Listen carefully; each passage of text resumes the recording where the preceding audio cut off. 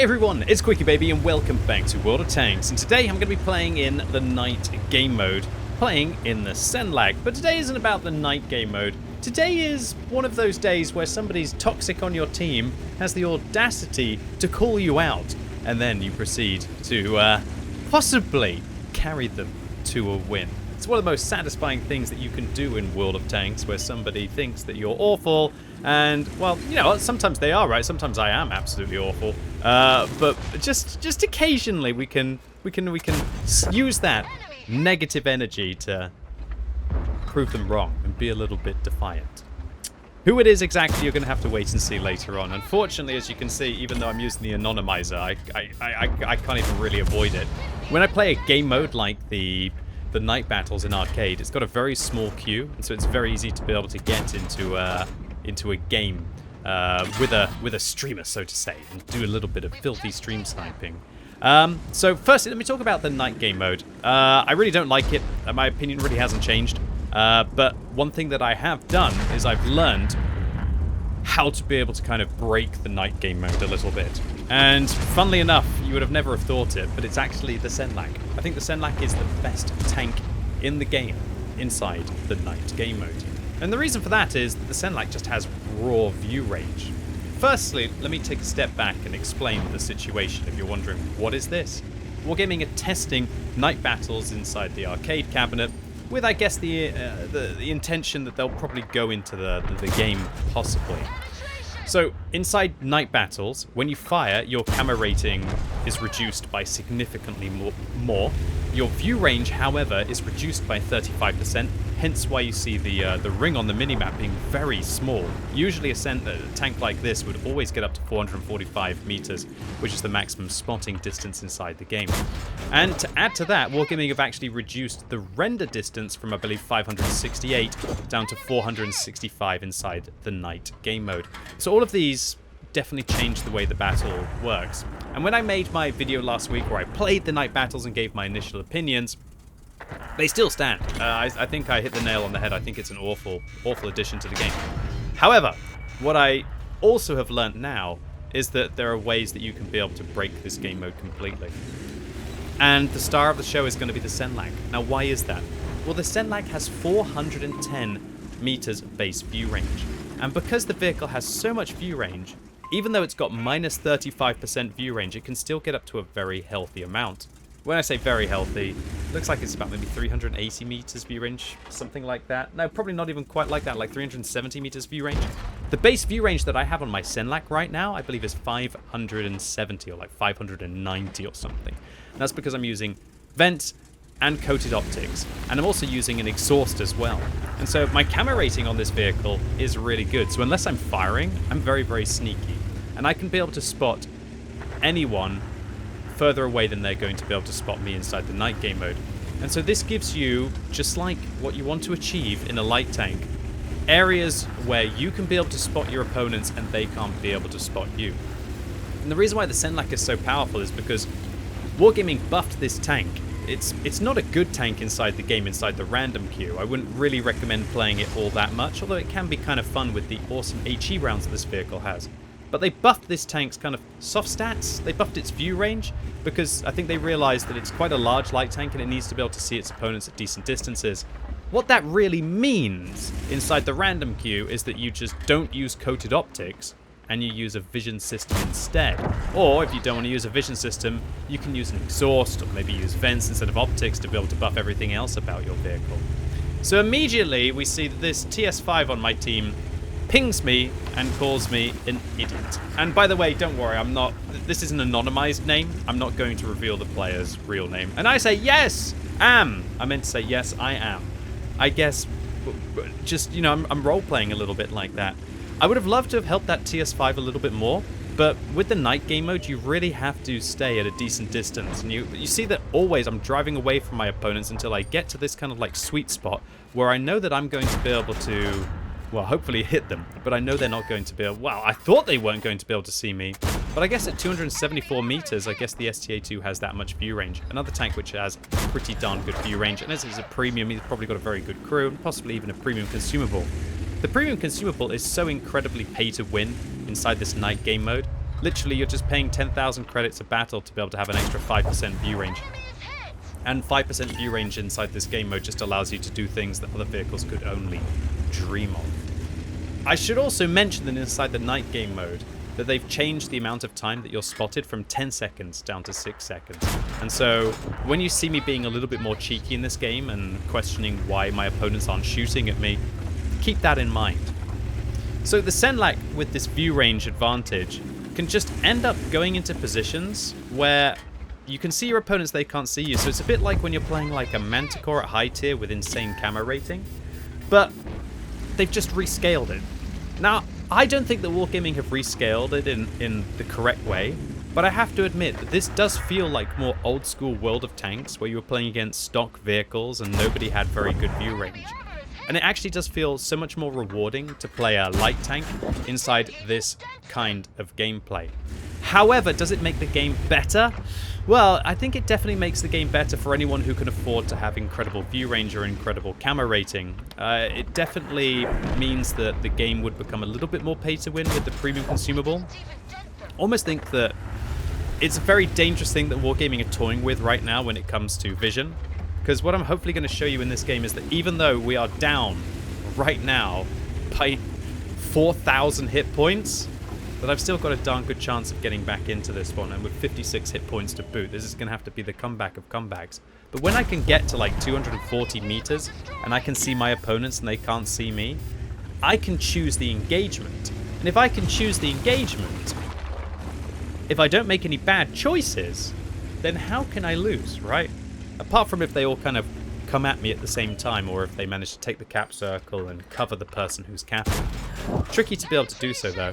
And I know that he's not going to see me at 300 meters because this tank can't achieve that kind of view range when it's got minus 35%. And so if I can keep it right on the cusp here and just get going, what can this player do? Nothing. Now, I know this isn't anything new in World of Tanks. This happens all the time. But it usually only happens with bushes. Because there's view range saturation in World of Tanks. At the moment, every vehicle in the game can pretty much get up to 460, 470 meters view range. And when I say every vehicle, I mean a high tier, without using coated optics. I don't know about you, but if you go and check your high tier heavies inside the game, the ones that you have all the field mods for, if you've got a good crew with like Brothers in Arms, Recon, Situational Awareness, you will be most likely packing 460 to 480 meters view range without coated optics. Of course, maybe if you're using vents, because the vents do help out significantly. And so the problem in World of Tanks is that because Wargaming have just been constantly adding in mechanics and adding in features and adding in crew skills and adding in field mods, that the view range has become saturated so that no one has to take it. And so what are heavy tanks taking? They're taking things like durability devices, they're taking things like turbo, which is accelerating the game. And so if there's one good thing about the night game mode, it showed me that Wargaming do actually have room to play around with the view range in World of Tanks to force heavy tanks to once again take coated optics. Now, let me clarify. I don't think the solution is what they're proposing in the night game mode. I think it's ridiculous with the amount of view range that's been shaved off. But I will say that I think that it will actually be a really quite good thing for the game to bring back a little bit of the vision mechanics inside it, if they were to shave off probably about 5% view range from every single vehicle, at least towards the high tiers. I'm not suggesting that the low tier tanks need to lose their view range, but at least towards the high tiers, I think that it could really improve the game. And it would also mean that heavy tanks would now have to consider maybe taking coated optics rather than just being super fast with turbos or super healthy and untrackable with the durability device.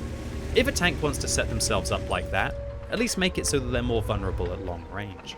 And so, definitely my feedback for Wargaming, and it's feedback that I'll try and deliver when we see what kind of future iterations of the night game mode are like.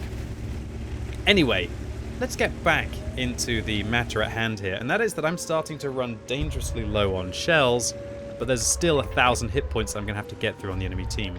Look how close I have to get to that Indian Panzer before I'm able to see him when he's not moving. I have to get well within his view range, because if he's sitting still, he's probably got about 20% camera rating in that vehicle, and so that massively impacts where I'm going to spot him. Again, this is something you wouldn't really see inside the random queue because I could be able to spot him at least 400 meters. And so it's interesting that if you set your vehicle up with coated optics, and you set yourself up with an exhaust as well, then you can start to really find more areas, or shall I say, a bigger amount of view range that you can really mess around with your opponents. And there's nothing that they can do with all of these kinds of trees and all of these kinds of bushes. There's one thing that I will say is really stupid about the night game mode is the amount of extra draws there are, and the amount of situations where you get into like this, where you just literally stand no chance of actually ever finding a light tank or being able to catch them because of the lack of view range in the game. Oh dear, 2 ricochets including my last gold round. Now I won't have any gold to be able to fire at this Ferdinand. I've got 6 regular rounds left now and 2 HE rounds. And I'm hoping I'm going to be able to go through this Ferdinand's lower plate. Unfortunately, it goes high. Only 5 rounds left to do 700 damage to the enemy team. And we don't even see if that one went in. He was a 50-50 whether he would die. I'm going to fire here. I'm going to switch to an HE shell just to take the pressure off me because I've only got 22 seconds left. And I feel like if I reset, then I can go and go somewhere else. But holy moly, the mother of all resets. I actually pen a high explosive round for 350. And considering that the Senlac's alpha damage is 280, that is a max roll with a penetrating HE shell at long range. Okay, so now that I've reset the cap circle, I've got another 1.5 minutes, unless the Ferdinand gets into the cap circle to be able to get the interrupt. But I would love the Ferdinand to go in the cap circle right now, because he's kind of this rogue right now. He's an uncertainty. I don't know where he is. And so if he was to go into the cap circle, well, I would only have 30 seconds to be able to get the interrupt. At least then I'd know where he is, and he could be anywhere right now. So I've still got to be a little bit careful. But I thought by changing my angle, because clearly the Indian Panzer is going to be now facing towards the south and behind the IS-3. Whereas if I come over here, then nice easy shot into the side. So I've got 3 minutes left into this battle, and so I thought I'd have a bit of a poke for the Ferdinand. But then I think the adrenaline starts to die down from the kill of the Indian Panzer there, and I realized that it would actually be far more sensible to just go towards the cap circle and cap out and see if the Ferdinand can even get close to me. And if he does, well, it's a 50-50 whether I'm able to destroy him in a single shot if my previous shell didn't do damage to him. And if my previous shell did do damage, he's going to be on probably very low hit points, like maybe 10, 20, at most kind of like 30 or 40 hit points in that scenario. So it's kind of tricky about whether I should use the AP shell or whether I should use the HE shell in this situation. And I'm kind of thinking like, where shall I go right now to be able to actually spot the Ferdinand? And just to say, the kinds of things that go through your mind in this situation, it's don't want to sit in a bush because he could blind fire there. Also got to be careful that he could crest the ridge and be able to make his way up. That's the only way that he could be able to outspot me, so to say. Because if he comes from this area, he's not going to be able to see me and I'm going to be able to see him. So what I decide is that it's best if I aim at this ridge. Well, hopefully I'm going to aim at that ridge. I'm going to aim at that ridge, or at least look at that ridge, for if he's going to crest his way over, and then just be ready to run, because I might as well run. I'll get the shot, and if I kill him, I kill him, and if I don't, I've got to be ready to run, and hopefully wiggle, and then be able to avoid his shell like I did earlier on. So, all in all, night game mode. I think it shows that there is an opportunity to improve the game through adjusting view range. I think there's just too much saturation that's gone on with regards to view range in World of Tanks, but I don't think that the night game mode and the solutions that Wargaming are presenting, well, not that this is like a solution to, I think it's just more or less having like a fun kind of arcadey game mode. I don't think that this is what's going to fix it.